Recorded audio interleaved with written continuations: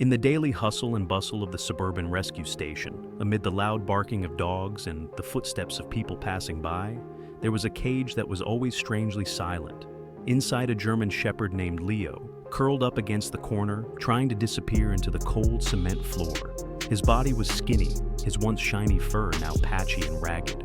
No one dared to approach Leo. Whenever someone approached, he would growl and bar his teeth in threat. Volunteers had tried everything good, food-gentle words, even professional trainers, but no one could touch Leo without him repelling them. Don't go near him. One staff member warned, Leo doesn't trust anyone. He wouldn't sleep on a warm blanket, wouldn't eat if someone was around, and hadn't been walked on a leash since arriving. Every day, Leo's eyes would dart toward the door, as if hoping someone would come in, only to be dashed when the door closed. Most visitors now walked past Leo's cage without stopping. He was a silent shadow in the shelter, a soul too damaged to trust again. The morning was a light gray with a drizzle lashing the windows of the shelter. The door creaked as a woman entered, followed by a little girl, Nina, about 8 years old, clutching a worn stuffed rabbit in her arms. Her eyes darted around the noisy space, looking both excited and nervous. "We used to have a German shepherd. A little over a year ago," the mother said, her voice shaking slightly. "We lost track of him when we moved. Someone said we had one like that here." The rescue worker paused, her eyes downcast. "We have one like this. But he's not like other dogs. He's very afraid of people. He won't let anyone near him." The mother squeezed her daughter's shoulder. "We still want to see him," she said. Nina looked up, her eyes shining with anticipation. They passed rows of cages where dogs wagged their tails and squealed with delight, but Nina paid them no mind. At the end of the hallway, they stopped in front of the cage where Leo lay. There was no barking, no pleading eyes begging to be adopted, just a cowering body and a skeptical gaze. But when Nina approached, put her hands on the bars and whispered, "Leo, it's me, Nina." The air froze. Leo raised his head. His ears were flat, his eyes wide and fixed on the girl's face. A tiny sound like a suppressed whimper escaped from the dog's throat. It was the first sign, a memory, a fragment of life, in a heart that had seemed frozen to stone. No one at the shelter was prepared for this moment. When Nina called his name again, "Leo, do you miss me?" The dog, who had been frozen and frightened by everyone's gaze, slowly stood up. His skinny legs trembled slightly, but Leo still walked small, slow steps towards the bars. The whole room held its breath. A volunteer put her hand to her mouth, hiding a small sob. The mother was silent, her hand clasping her daughter's. Nina, though her heart was pounding in her chest, kept her eyes calm and her voice soft as silk. "I won't forget you. I'll wait for the day we meet again." Leo paused right at the bars, his nose brushing Nina's fingertips through the crack. A light, hesitant touch, as if testing the dream for real. Then he pressed his nose deeper, pressing his head into the girl's hand, and in that moment, Leo's whole body shook, not with fear, but with relief. A soft sound came from the dog's throat. Not a growl, not a bark, but a happy whine, like tears that could not fall from an animal's eyes. The once stiff tail began to wag slowly at first, then faster as memories flooded back. Nina burst into tears, but not because she was sad. She smiled, her voice breaking. "I told you, I miss you so much." The dog pressed its cheek against the metal frame, as if trying to squeeze through to hug its loved one. The mother couldn't hold back her tears. Months of fear, loneliness, hurt, all seemed to melt away in that moment. Leo had not forgotten. His heart still remembered, still waited. And now, though his body was still weak, his faith had revived.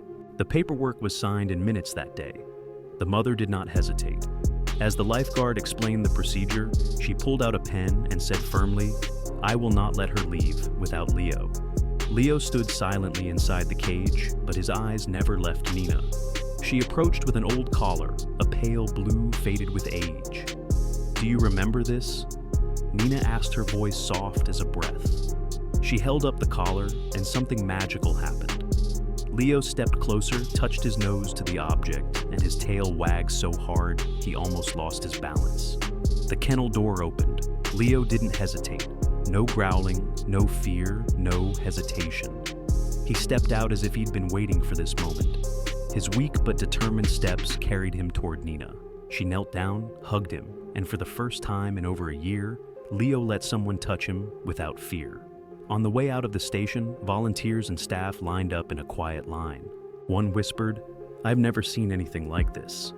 Another took out his phone to capture the moment Leo walked beside Nina, his head slightly bowed, but his eyes full of light. The three of them stepped out of the door, Nina, her mother, and Leo into the soft yellow sunlight. No one said anything, but everyone understood something had been mended. Not just an adopted animal, but a broken heart healed with remembrance, patience, and love. Leo was once the dog no one dared to approach.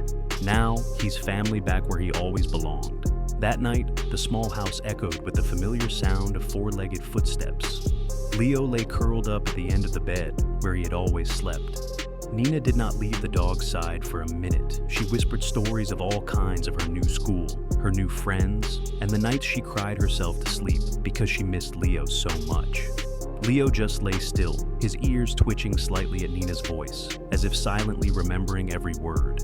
His once melancholy brown eyes seemed brighter, warmer. He still occasionally flinched at loud noises or sudden movements, but he no longer trembled or growled.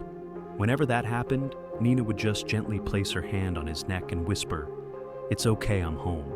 The next morning, the family took Leo for a walk around the park near their home. A few curious neighbors watched, having heard about a difficult dog that had been adopted from a rescue shelter. But what they saw was a dog walking confidently beside a small girl, its tail wagging gently. A boy passing by asked, "Was this dog the fierce one?" Rumored Nina's mother smiled and replied, "No, it's just a soul that was once too deeply wounded, but now it's loved again." Leo turned his head to look at Nina, as if to thank her for that. No longer a stranger, no longer a ghost, lost in forgotten memories, Leo had truly returned to the world, where a name and a small hug could change a life. The next week was a slow but hopeful journey of healing. Leo gradually regained the confidence he had lost. Every morning, as the sunlight streamed through the window, the dog would wait by Nina's door, his tail wagging like a small broom, cleaning up the remaining sadness. The family began to notice changes. Leo ate regularly, allowed Nina to brush his fur, and even let his father take him to the vet without trembling or fear. In the afternoons, while Nina studied, Leo lay at her feet like a silent bodyguard. He didn't need to be called, didn't need orders, just being there was enough. Under the porch, Nina and her mother made a new necklace for Leo.